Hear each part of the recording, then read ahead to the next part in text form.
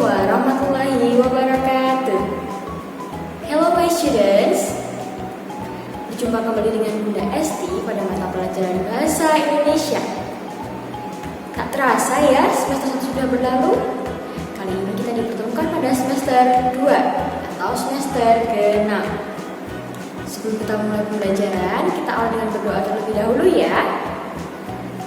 Before we start our lessons today, let's pray Basmalah first. Bismillahirrahmanirrahim. Amin. Pada pertemuan kali ini kita akan belajar tentang materi yang baru atau bab 1 pada semester 2, yaitu mengenai literasi, buku fiksi dan buku non-fiksi. Anak-anak sudah siap? Don't forget to prepare your book and your pen. Literasi, buku fiksi dan non-fiksi. Anak-anak tentunya pasti pernah mendengar ya istilah fiksi. Good, fiksi ataupun imajinasi atau fantasi. Jadi, teks fiksi adalah teks yang menceritakan tentang imajinasi dari penulis atau rekaan dan karangan yang dibuat oleh penulis. Jadi, kejadian ataupun cerita yang ada pada teks fiksi biasanya tidak berupa cerita nyata, jadi hanya berupa rekaan ataupun karangan dari penulis. Contohnya misalkan dongeng, legenda, dan lain sebagainya.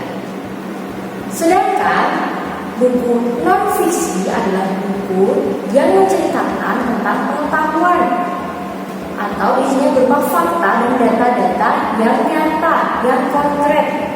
Contohnya yaitu buku pelajaran, kemudian buku ensiklopedi, dan lain sebagainya. Nah, pada materi literasi buku fiksi dan non-fiksi ini kita akan belajar tentang perbedaannya dan juga kita akan belajar mengenai unsur-unsur yang ada di dalamnya. Anak-anak bisa mengulang penjelasan Bunda berikut ini ya. Ciri-ciri buku fiksi. Ada 5 ciri-ciri dari buku fiksi. Yang pertama, bersifat rekaan atau imajinasi. Yang kedua, menggunakan bahasa yang konotatif atau tidak sebenarnya, sehingga biasanya menimbulkan makna yang tersirat. Yang ketiga, tidak mempunyai sistematika yang baku. Yang keempat, memiliki pesan moral atau amanat yang disampaikan kepada pembaca. Ciri yang kelima yaitu ketika dibaca ceritanya membuat pembaca menjadi merasakan yang sedang diceritakan.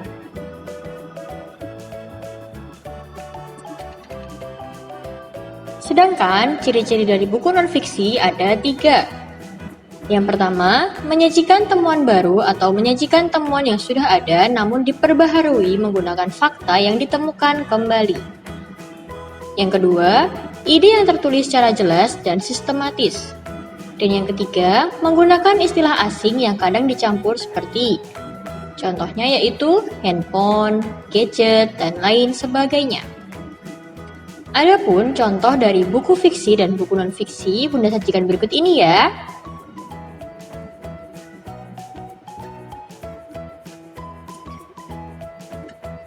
Unsur-unsur buku fiksi. Unsur buku fiksi terbagi menjadi 2, yaitu unsur intrinsik dan unsur ekstrinsik. Unsur intrinsik yaitu unsur yang membangun suatu fiksi dari dalam atau dari fiksi itu sendiri. Unsur intrinsik sendiri yaitu yang pertama, tema. Tema adalah inti yang menjadi landasan cerita fiksi. Contohnya, fiksi bertema persahabatan, perjuangan, dan lain sebagainya. Unsur intrinsik yang kedua yaitu alur dan plot, yaitu jalinan cerita, mulai dari perkenalan, konflik, klimaks, dan anti-klimaks. Alur sendiri terbagi menjadi 3 jenis, yaitu alur maju, alur mundur, dan alur campuran. Unsur intrinsik yang ketiga yaitu amanat atau pesan moral yang ingin disampaikan oleh penulis. Unsur yang keempat yaitu sudut pandang, yaitu posisi penulis dalam karyanya. Seorang penulis dapat menjadi tokoh utama, yaitu dengan menggunakan kata ganti aku, ataupun berada di luar tokoh, yaitu menggunakan kata ganti dia. Unsur yang kelima yaitu latar, atau waktu, tempat, dan suasana yang tampak pada cerita.